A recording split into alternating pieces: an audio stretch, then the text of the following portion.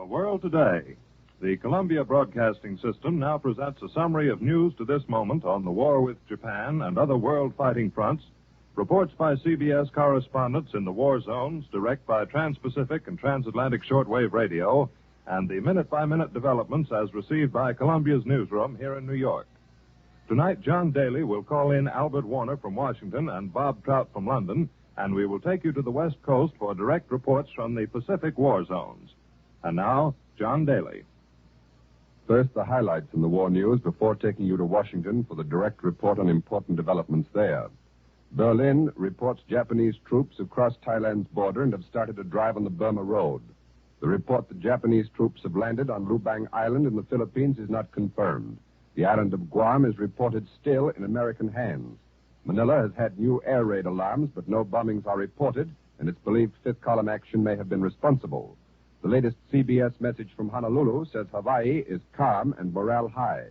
The latest claims of the Japanese High Command reported in propaganda broadcasts from Tokyo describe destructive air raids on Malaya and a land attack on both Singapore and the British colony of Hong Kong. But the British say all these attacks are being resisted successfully. No confirmation yet as to whether the Nazis intend to declare war on the United States or whether Hitler will address the Reichstag as rumored. Russia seems to be doing better in the Moscow front, and Berlin makes no claims at all. Those are the highlights in the news to this moment. Now to our national capital for the report of Albert Warner. We take you now to Washington. The State Department announces that a considerable body of Mexican troops will pass through the United States beginning tomorrow to reinforce the defense of the Mexican state of Lower California. This is a striking instance of cooperation in hemispheric defense, the department declares. The president chooses to bring Germany squarely into the center of the picture of world aggression. In his address to the people at 10 o'clock tonight, telling of the war with Japan, his theme will be the Nazi pattern. This afternoon, by proclamation, the president classified Germans and Italians, as well as Japanese in this country, as enemy aliens. The president proclaims an invasion is threatened upon the territory of the United States by Germany. The Attorney General has rounded up 1,500 enemy aliens, and a third of them are Germans or Italians. It would be no surprise here if Germany declares war. The President and the Defense Board, SPAB, agree on an all-out effort. Their program includes planned operations 7 full days a week and the building of still more plants. Their program includes also a 50% cut in civilian use of all metals. But in foodstuffs, there will be no shortage, the president told us at his press conference, nor in lipstick. The president is considering calling a national conference of labor and management for a voluntary program of cooperation. Vice President Wallace was asked if the new Victory production program would involve an expenditure of $150 billion. He said, "We are not discussing details." Official quarters wave aside the air raid scare on the Atlantic coast as a phony, but there is the utmost seriousness in the search for a Japanese airplane carrier in the Pacific. The House Military Affairs Committee rushes favorable report on the bill to let all American soldiers be sent anywhere. Both Senate and House debate the conduct of the war. There is criticism of Navy Secretary Knox and the Navy Command for the blows suffered in Hawaii. The House Naval Committee requests Knox and Admiral Stark to appear before it tomorrow. But Chairman Vinson told the House this is no time to rock the boat. There was a narrower entrance and a closer scrutiny for the newsmen going to the president's press conference.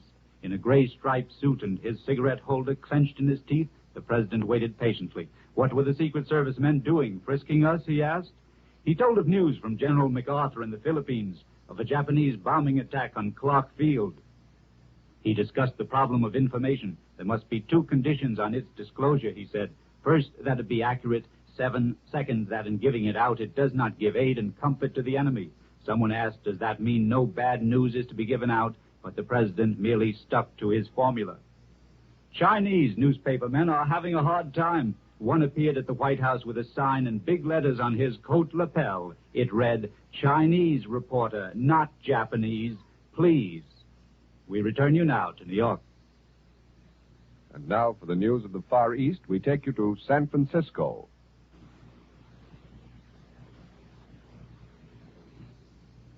This is William Winter speaking in San Francisco. San Francisco experienced its first taste of air raid warning last night. And when a second and a third alarm sounded during the night, San Franciscans seem to have become used to living in a city at war. Today, people seem to be going about their business as usual, except that the conversations in restaurants and street corners concern the latest reports of Japan's attack in the Pacific, and people talk proudly about how they had remained calm through the night. A few minutes ago, the mayor of the city held a meeting of all civilian defense authorities in his office, and arrangements were made to broadcast air raid warnings over all radio stations in this area before they go off the air in the event of emergency. Instructions for air raid precaution were announced. People are to remain in their houses, stay off the streets wherever possible. Motorists hearing air raid alarms are to pull their cars to the curb, turn out the auto lights, and go to the nearest shelter. Householders were instructed to keep bags of sand handy around the house and keep bathtubs filled with water and keep garden hoses connected to faucets, just in case. At the meeting, Lieutenant General DeWitt, commanding the Fourth Army of the United States, announced that last night's blackout of San Francisco was unsatisfactory. Death and destruction at any moment is now a possibility for an indefinite time as far as this coast is concerned, he said.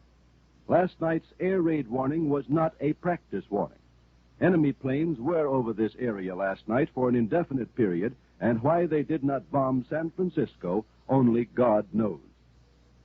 Mayor LaGuardia and his Assistant Administrator of Civilian Defense, Mrs. Eleanor Roosevelt, are in Los Angeles now conferring with officials, and there is word that they're expected soon in San Francisco. In San Diego, California, a group of Japanese, German, and Italian aliens are still in custody in local jails. Sacramento, the state capital, reports that the recruiting picture has changed overnight, and from border to border, from Canada to Mexico, draftees who once sought exemption now are clamoring to get into uniform. In Fresno, California, 2 Japanese were arrested. Their automobiles and elaborate motion picture and sound equipment were seized by police. And back in San Francisco, the Pan American Anzac Clipper, with its crew of 11 men, has landed safely this afternoon at Treasure Island in San Francisco Bay.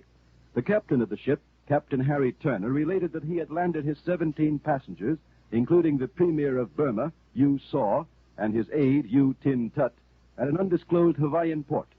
We left California on December the 6th for Singapore via Honolulu, said Captain Turner. As we approached Honolulu Sunday morning, our radio man picked up the information that unidentified planes were attacking Honolulu. The passengers did not know what was happening, but were advised after we landed. They were made comfortable at the hotel, and then they listened to President Roosevelt's speech. The Clipper then was refueled with some 4,300 gallons of gasoline. Its crew of 11 boarded the ship, and we returned to San Francisco without incident. Word has just come that some 91 Japanese, 60 German, and 16 Italian nationals have been taken into custody in Northern California by the FBI, and instructions have come from Washington, D.C. that no further Germans and Italians will be admitted to American citizenship until further notice. At this time, we will attempt to call in our correspondent from Batavia. This is CBS in San Francisco calling Batavia. Go ahead, Batavia. Go ahead, Batavia. Hello, CBS. This is John Raleigh speaking from Batavia, Java.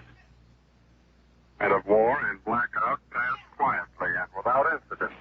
Although local newspapers complained yesterday that the partial blackout had been too severe the first night, it was even more thorough these last 12 hours. 2 cars were to be seen on the street.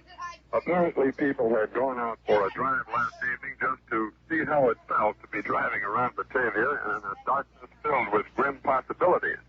They found out, and now only those who have to be abroad creep slowly down the darkened avenues in cars with shaded head and tail lights.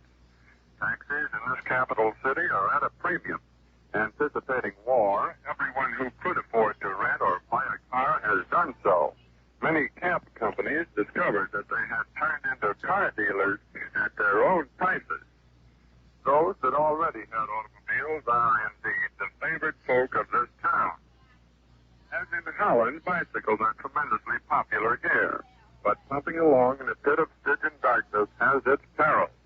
Why, what few cyclists that are out at night aren't all killed is beyond me. Cycle lamps are covered with blue paper, and most have only the reflector discs on the rear fenders. These, of course, cannot be seen as there is no beam to illuminate them. One comes upon a pair of bikes pedaling side by side, and only a quick swerve saves car driver and cyclist from a nasty accident by inches. Yesterday, I made it a point to get around to several Dutch clubs. I wanted to listen to what the Hollanders are saying and feeling among themselves. comment was not greatly varied. Dutchmen are solidly behind Netherlands East Indian War effort. They are immensely proud that their Governor-General was so prompt in declaring war on Japan. This is one time we have not procrastinated on an important issue, several of the good burghers remarked. General mobilization in the Indies are rather bad words for the gathering of Dutch armies. One assumes that masses of untrained men are admitted to the kindly ministrations of drill sergeants and camp life for the first time. Here, that is hardly true. Every able-bodied man in the NEI, for more than a year, has received military instruction practically and otherwise. A single week out of each month has been devoted to military service in the reserve. Men who had never worn uniforms a year ago spent 6 months learning the art of war within the year past. The only exception is the newly conscripted native Indonesian soldiery, which even so has had some training since being inducted into the Army a few weeks ago. This is John, Raleigh, Batavia, Java. I return you to CBS in New York. That was a report from Batavia. And this is William Winter in San Francisco returning you to New York. Trout reporting. Go ahead, London. London is not blinded by the fighting in the Pacific sector to the fact that there are many other sectors. In Russia, the Moscow radio broadcast a special announcement that Russian troops have recaptured Tikrin in the north, and we heard that broadcast in London. In Libya, the main fighting is apparently still going on between Tobruk and Bir el Gobi. Mobile British columns are also operating toward the enemy's lines of communications west of Tobruk, but here British action is limited by the presence at El Adam of a big enemy force of all arms. British Coastal Command planes attacked a large enemy supply ship off the Dutch coast and left the vessel on fire. The British National Service bill to mobilize fully Britain's man and woman power was read and discussed in Commons today, but there was no vote. Since the Axis struck openly at America, I've been talking to a great many Englishmen. But tonight, I had dinner with a large group of American reporters and correspondents who have been covering the war in Europe, only to find that the latest war news is now being made in America. These men and women who have watched the principal nations of the world drawn into the Second World War one by one were united tonight by two emotions. The first is a keen longing to be at home in this critical period. The second is a feeling of deep disappointment. Year after year, these American reporters have roamed the world to get the true story and to send it home. And now apparently the United States has been the victim of a sudden attack, and we here have suffered heavily. American reporters feel their work has been a failure. They have told the story year after year, but their fellow Americans would not pay any attention. And that's the brief story from London.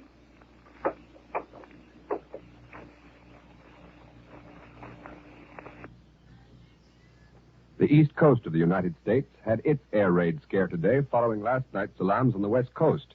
Before the resulting confusion was over, United States interceptor planes had flown out to sea. Naval bases were put on the alert, shipyard workers were ordered to evacuate, thousands of school children were sent home, and air raid sirens sounded in New York City and at other points. Then came official statements that the precautions had been merely a full-dress test of air raid defenses, while other sources advanced conflicting reasons for the widespread alarms. According to one theory, which is given credence by the Associated Press, it all started when a private citizen made a telephone call to Army headquarters in New York. He inquired about a radio broadcast from Washington, which carried the report that enemy bombers had been sighted 2 hours distant from the Atlantic coast. Following this call, and possibly through misunderstanding, Air Force headquarters at Mitchell Field, Long Island, immediately sent out interceptor planes. Later, the War Department in Washington stated the report of approaching bombers had at no time been official, but said all Air Force stations had been put on the alert because of the war emergency. And that's the world today.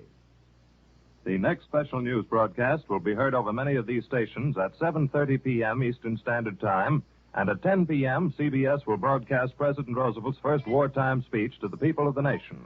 Columbia will continue to interrupt its regularly scheduled programs to bring you the latest news. This is the Columbia Broadcasting System.